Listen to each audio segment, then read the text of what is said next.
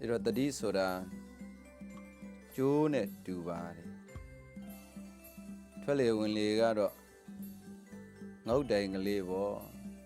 အဲ့တော့စိတ်ဆိုတာကတော့အမြဲတမ်းရောက်ရက်ခတ်နေတဲ့လှုပ်ရှားနေတယ်အဲ့ဒါလိုရောက်ရက်ခတ်နေတဲ့လှုပ်ရှားနေတဲ့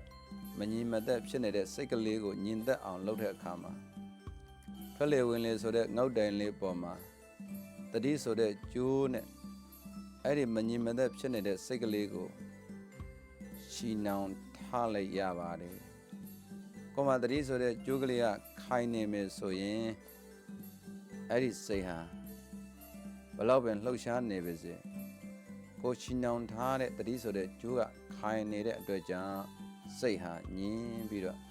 အာယုံပေါ်မှာစိတ်ကလေးကဝတ်ပြီးတော့တော်ပါတယ်။အဲ့လိုစိတ်ကလေးဒီအာယုံပေါ်မှာဝတ်တော်ပြီးညင်တော်ပြီဆိုရင်အဲ့ဒါကိုတမာတိတော့ဒီလိုခေါ်ပါ